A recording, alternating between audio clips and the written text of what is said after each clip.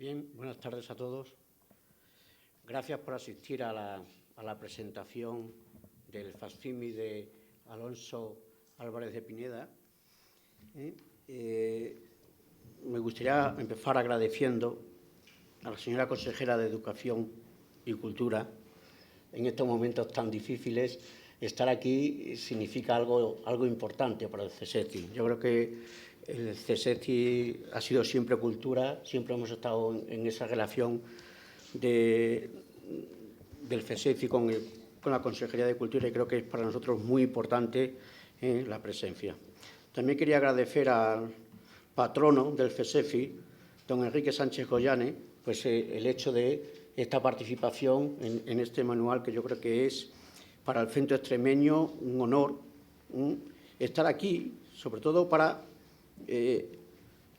porque esta publicación se incardina en la labor del CSEFI, de seguir profundizando en el conocimiento de esa historia que se escribió a ambos lados del Atlántico. Desde hace más de 2 décadas, esta fundación, adscrita a la Dirección General de Acción Exterior, actualmente del Gobierno de Extremadura, ha venido teniendo puentes entre el encuentro y el descubrimiento mutuo. Esta edición, además, se enmarca con el fin de dar a conocer la labor de muchos extremeños que se embarcaron en una de las más grandes epopeyas, el encuentro de 2 mundos que fue el descubrimiento de América. Muchos de ellos pasaron a los libros de la historia, pero otros, en cambio, son menos conocidos, a pesar de haber sido imprescindible para el devenir de los acontecimientos. Con este facsímil reconocemos la valía de un extremeño de aldea centenera, un pequeño pueblo de Cáceres que se aventuró para edificar parte de la historia y que llevó consigo el nombre de Extremadura. Alonso Álvarez de Pineda, marino y explorador. Fue el que primero cartografió el continente norteamericano y fue el primero en determinar que Florida era una península y no una isla, como ahora nos explicará don Enrique Sánchez Goyane, patrono del CSEFI. Hace más de 500 años comenzamos a tejer una historia en común. 5 siglos después, Extremadura es una comunidad con clara vocación iberoamericana, porque sabemos que ese pasado que nos unió también es parte de nuestro presente y de nuestro futuro. El CSEFI continúa, y esperemos que siga continuando, en profundizar en esa relación y debe seguir apostando por crear puntos de encuentro entre ambos lados del Atlántico. No quiero entretenerme más, solo quiero terminar dando y agradeciendo al director, o no sé si se podría decir la noticia, pero al director de Casa América, don Tomás Poveda, el hecho de que podamos estar esta tarde aquí. Sé que ha hecho un esfuerzo enorme en cedernos estas instalaciones para que podamos hacer la presentación de este facsímil. Le cedo la palabra al patrono del CSEFI, don Enrique Sánchez Goyane. Muchas gracias, querida consejera, querido director, queridos amigos que están aquí esta tarde regalándonos el bien más preciado que tiene un ser humano, que es su tiempo. Muchas gracias por eso, por estar aquí. El mapa de Pineda es, en lo material o físicamente, un dibujo de una extraordinaria simplicidad. Aquí lo ven. Si estuviéramos en el terreno de lo religioso, diríamos que es expresión de ascetismo. Si nos refiriéramos al campo de la creación artística, hablaríamos de un estilo minimalista, pero con toda su simplicidad y quedándonos en el ámbito de la cartografía y de la geografía, debemos decir que supone metafísicamente, o más allá de su apariencia inmediata, uno de los principales puntos de inflexión en la evolución de la misma. Con otras palabras, una revolución, puesto que después de él, el resto del planeta adquirió conciencia de que existía un formidable continente, hasta ese momento ignorado por completo, al norte de las tierras recién descubiertas por los españoles, al otro lado del Atlántico.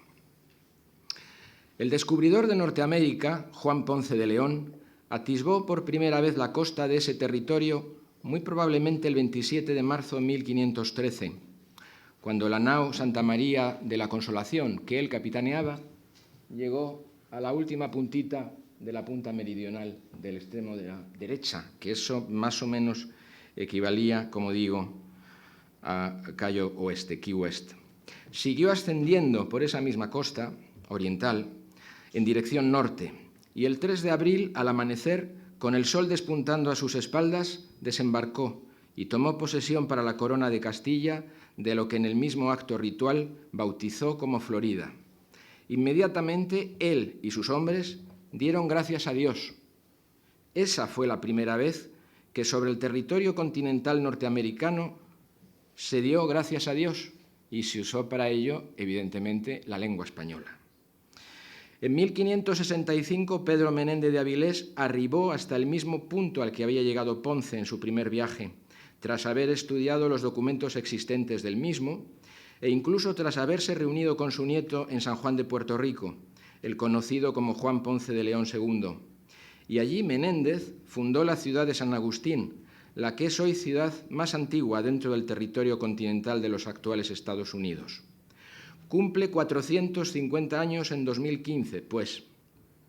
A su llegada, Menéndez y sus hombres dieron también gracias a Dios por haberles permitido llegar hasta allí y proceder a esa fundación. Faltaban 55 años todavía para que el Mayflower llegara a la costa de Nueva Inglaterra y sus pasajeros dieran gracias a Dios en inglés por el feliz desenlace de su travesía. Pero lo que debe ser recordado aquí, a propósito de Pineda, es que Ponce creía que lo descubierto era una isla, o mejor, una sucesión de islas de diversos tamaños. El rey Fernando y la reina Juana de Castilla le nombran el 27 de septiembre de 1514, en lo que, por cierto, es el documento jurídico inicial de la historia de los Estados Unidos y de toda Norteamérica. Le nombran literalmente adelantado de las islas de Bimini y Florida que vos habéis descubierto. Y todavía el 10 de febrero de 1521, pocos días antes de emprender Ponce su segundo y trágico viaje hacia Florida, precisamente con la pretensión de fundar él mismo la primera ciudad en aquella zona, escribe al nieto de Fernando, el ya rey Carlos I, para anunciárselo y sigue hablando de islas.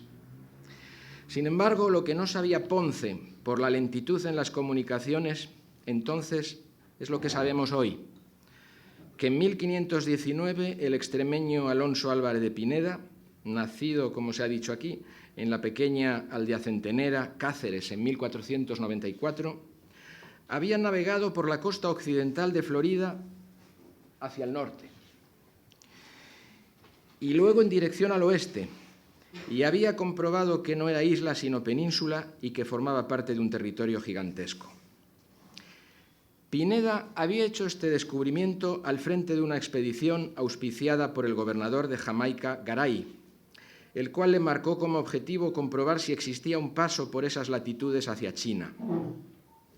Con el apoyo de Antón de Alaminos, que había sido también piloto de Ponce de León en el viaje del descubrimiento de Norteamérica, empezó su singladura en Florida y fue bordeando toda la costa hacia el oeste, todo el Golfo de México, hasta el punto en que habían desembarcado los hombres de Diego Velázquez, gobernador de Cuba, en lo que había sido el primer acto para la conquista del Imperio Azteca, drama épico cuyo protagonismo asumiría el también extremeño Hernán Cortés, quien, por cierto, ya estaba por allí, y enterado de la llegada de los hombres de Pineda, y para evitar riesgos de que le disputaran su conquista, les envió un claro mensaje para expresarles su desagrado.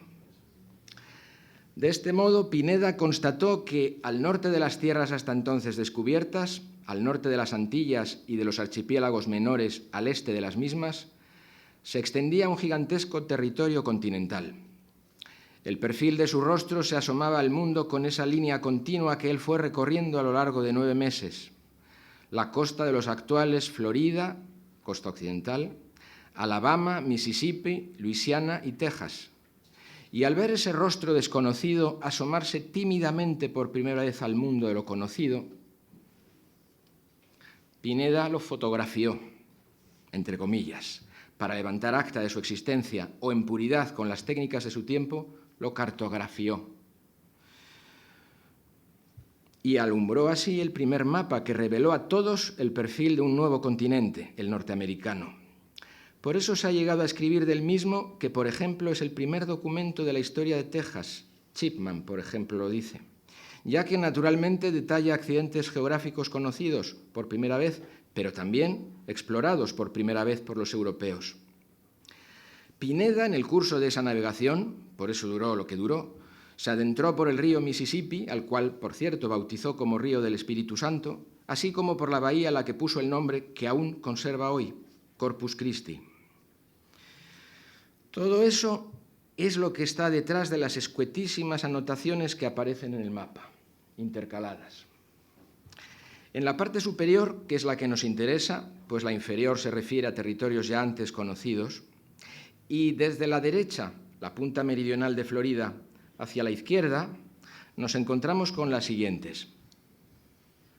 Primera, la Florida que decían Bimini que descubrió Joan Ponce. Segunda, hasta aquí descubrió Joan Ponce. En realidad, hasta ahí no llegó Juan Ponce en su viaje del descubrimiento de 1513. Sin embargo, la explicación para esa anotación que aparece ahí insertada en la costa occidental de Florida puede ser la siguiente.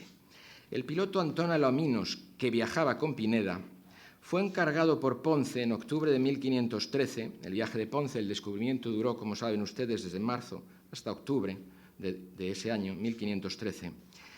Pues en octubre, Ponce le encargó a Alaminos que siguiera descubriendo junto al capitán Ortubia, porque Ponce había comprobado que otros exploradores estaban merodeando por su Florida.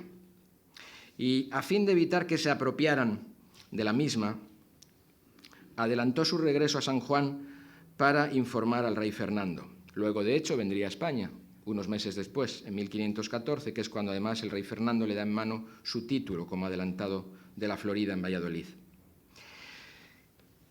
Y en ese momento, Alaminos, en esa ocasión en que ya sigue por su cuenta explorando, es cuando sí pudo llegar a ese punto de la costa occidental de Florida que señala el mapa. Y como era al fin y al cabo un empleado de Ponce, que era el que había pagado con sus propios medios aquella expedición, evidentemente estaba obligado a reconocer que hasta ahí era territorio descubierto por Ponce. Y eso se lo contó a Pineda, el cual lo reflejó, por tanto, de ese modo ahí expuesto, insertando esa apostilla. La tercera, siguiendo hacia México, sería: desde aquí comenzó a descubrir Francisco de Garay, es decir, Pineda, que era el capitán de la flota de Francisco de Garay. Cuarta, más abajo, Río del Espíritu Santo. Quinta, Río Panuco. Sexta, Tamaox, provincia. Séptima, hasta aquí descubrió Francisco de Garay hacia el oeste, dice, y Diego Velázquez hacia el este, la escritura de aquella época, hasta el cabo de las higueras que descubrieron los pinzones y se les ha dado la población. Octava, siguiendo el mismo orden, hasta abajo, Sevilla, esta es curiosa, Sevilla un poco enigmática, Sevilla, Veracruz, Almería. Pineda había completado así su recorrido desde el lejano extremo oriental descubierto por los hombres de Ponce hasta el siguiente punto alcanzado en territorio norteamericano, después por los hombres de Diego Velázquez, sustancialmente por Cortés. No había encontrado ningún paso por esas latitudes hacia China, pero lo trascendente es que descubrió todo un mundo nuevo, dentro de lo que ya era en sí mismo un nuevo mundo, y lo dio a descubrir al resto del planeta con su instantánea, al modo de la época.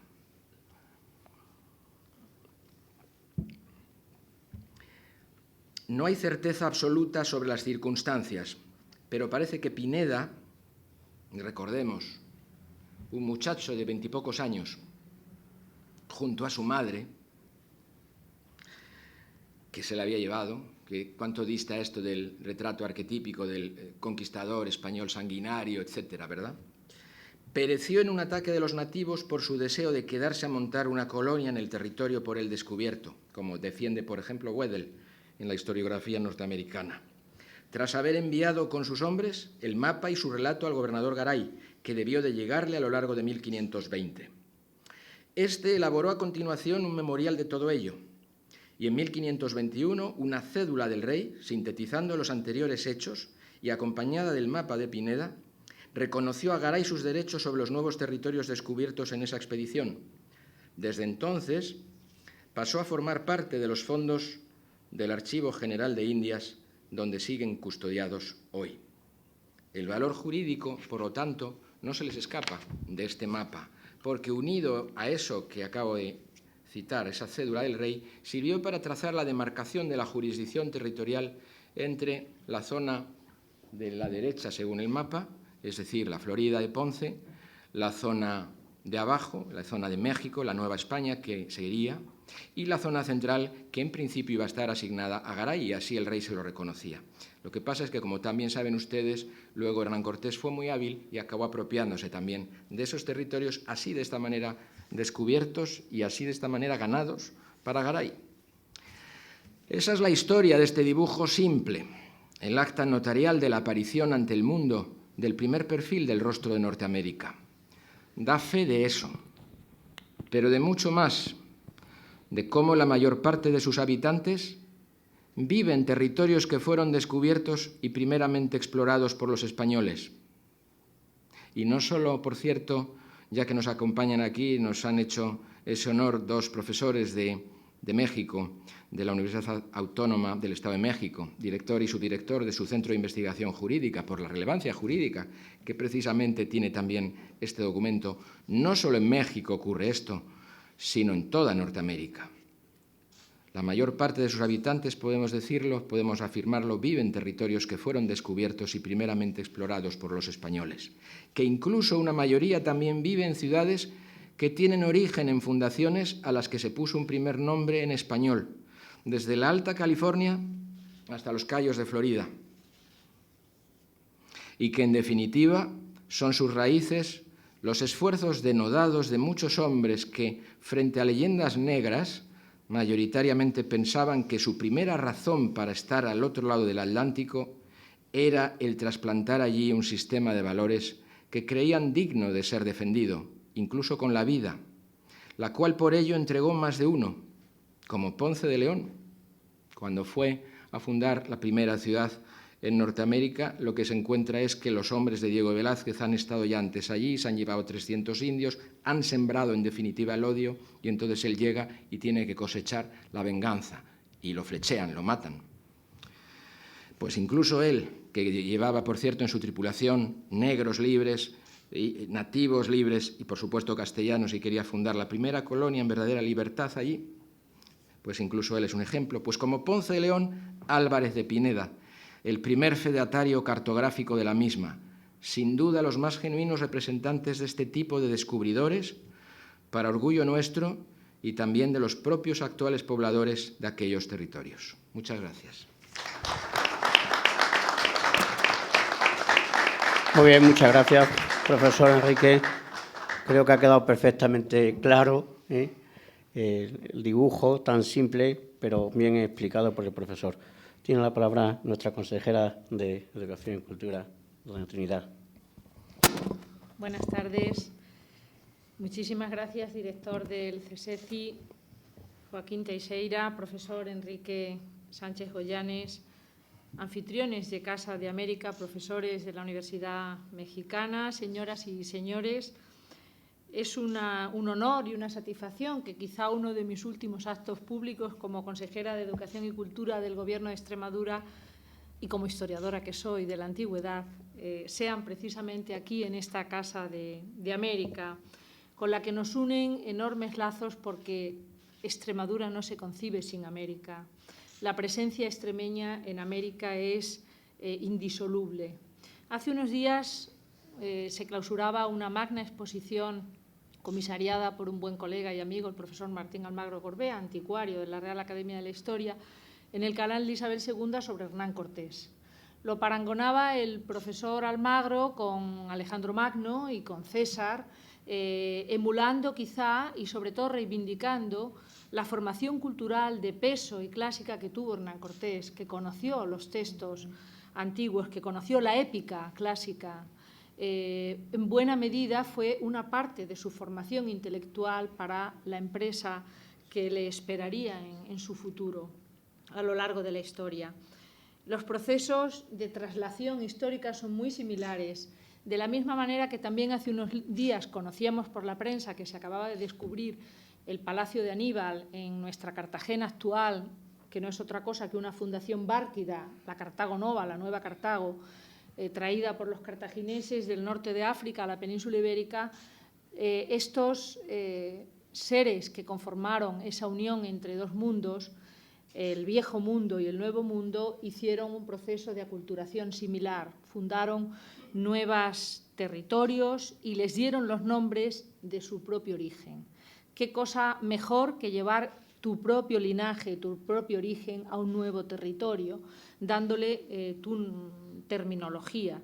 No dejó de sorprenderme cuando yo visitaba como arqueóloga Yucatán con esos impresionantes yacimientos y visitaba la Mérida yucateca, nombrada así porque les emuló, les recordó a nuestros antepasados extremeños las ruinas de la Mérida romana, que eran visibles entonces, como ellos percibían aquellas magníficas pirámides en el paisaje yucateca.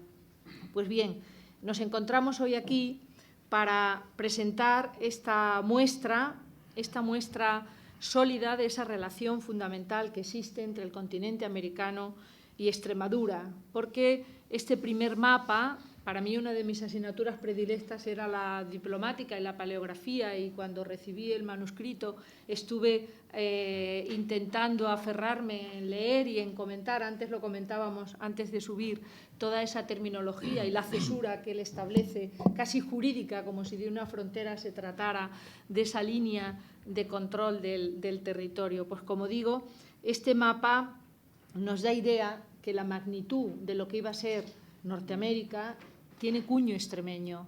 Está protagonizada en su primera etapa por este personaje, Alonso Álvarez de Pineda, oriundo de una pequeña localidad cacereña, aldea centenera, y nacido al amparo de lo que iba a ser toda esa pléyade de personajes históricos de Extremadura. Como ha dicho el profesor espléndidamente Enrique Sánchez Goyanes en su prólogo y en sus palabras actuales, este mapa es minimalista, pero en su minimalismo es un tesoro, de un enorme valor, un documento que precisamente por su simpleza significa algo revolucionario, es una revolución, porque nos constata ese nuevo territorio y la existencia de un territorio América del Norte, convirtiéndolo así en un documento más de ese caudal inagotable, de ese tesoro del patrimonio español que es el Archivo de Indias de Sevilla, donde cualquier americanista, cualquier historiador tiene por fuerza que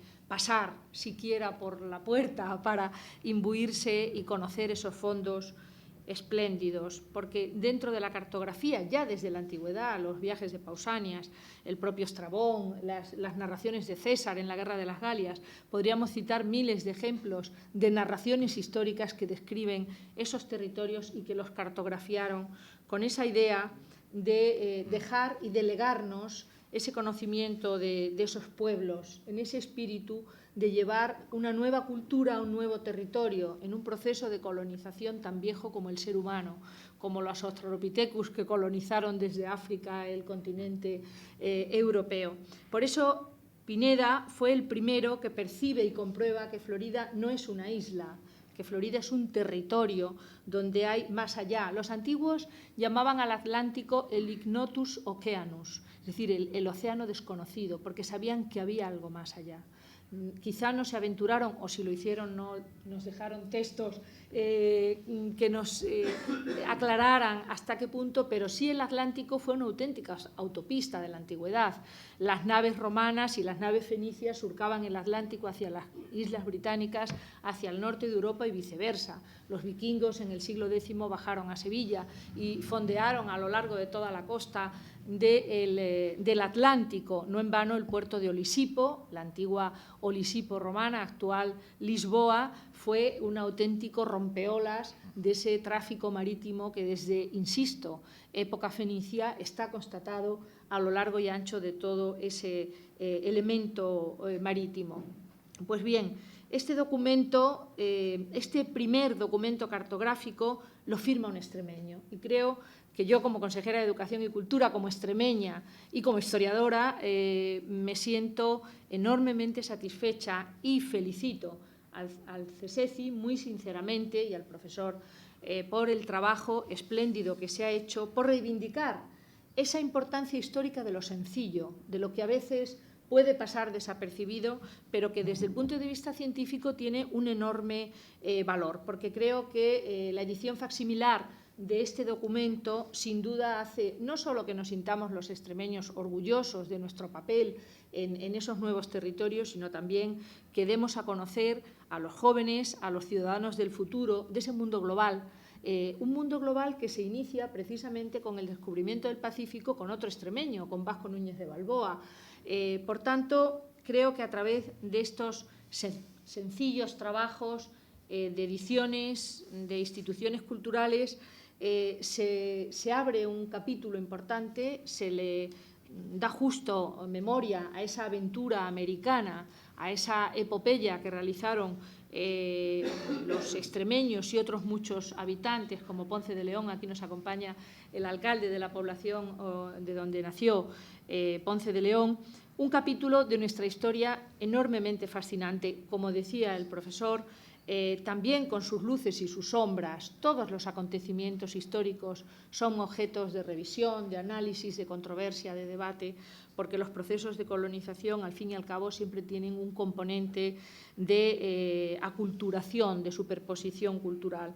Esos extremeños, como he dicho, Vasco Núñez de Balboa, Pizarro, Orellana, Inés de Suárez, Pedro de Valdivia y Alonso Álvarez de Pineda, en el caso que hoy nos ocupa, entre otros muchos. Extremadura tiene con América una relación indisoluble, es decir, es un cordón umbilical el que nos une con el pueblo americano, con esos territorios en los que Extremadura estuvo muy presente y son parte de nuestra historia. La Extremadura del siglo XXI no se podría entender sin América, no sería Guadalupe y tantos centros de cultura, de historia de nuestro territorio. Por eso, construir un futuro, construir un mañana entre todos de crecimiento económico, comercial, cultural, de intercambio, creo que se debe impulsar cimentándolo en estos lazos históricos, cimentándolos en esta base, en este camino que nos hizo llegar a los extremeños del pasado, América, pero que creo que ahora es un camino de ida y vuelta con los pueblos de América, con todas las culturas, desde el absoluto intercambio cultural, el enriquecimiento cultural, y creo que no había mejor ocasión que dar en esta Casa de América cabida a esta presentación para que el profesor Sánchez Goyanes nos hiciera esta magistral reflexión sobre este documento excepcional de Álvarez de Pineda. Y como extremeña, como responsable de Educación y Cultura y como historiadora, ya lo he dicho antes, no deja de ser para mí una satisfacción, un honor y también creo que un momento importante del trabajo de Extremadura, de la relación de Extremadura hacia América.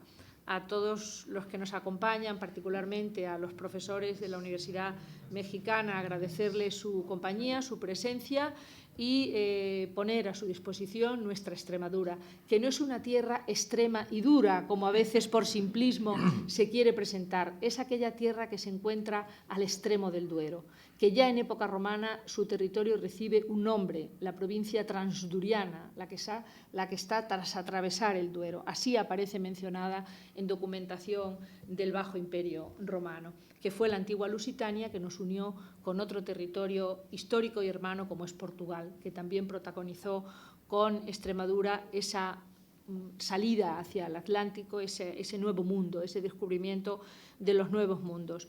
En una sociedad como la de hoy, del siglo XXI, mediática, global, con toda la información en tiempo real y presente, creo que hay que rendir justa memoria a estos personajes que hicieron un auténtico servicio, no solo a su nación, sino a la humanidad, a la historia de la humanidad del futuro, reflejando aquellos acontecimientos que, por muy sencillos, que de una manera muy simple pudiera parecer, sin embargo, encierran todo un ingente caudal de información documental y que nos hacen a los españoles, a los americanos, encontrarnos con nuestra historia común, con una historia de muchos elementos de enriquecimiento mutuo, lejos de la diatriba, de esa polémica que en ocasiones ha guiado la reflexión histórica. Creo que el siglo XXI impone al ser humano la reflexión desde la construcción histórica, la construcción del futuro. Por tanto, muchísimas gracias a todos los presentes. Felicito al profesor Sánchez Goyanes por el trabajo realizado. Ha sido un placer y es un placer tenerlo ya en mi biblioteca particular como un documento más, y también al director del CSECI, a los miembros del CSECI que hoy nos acompañan aquí, el que hayamos podido dar cabida en la colección del CSECI a esta obra que creo que merecía un lugar muy concreto. Muchísimas gracias, buenas tardes y espero que disfruten como lo he hecho yo en este trabajo.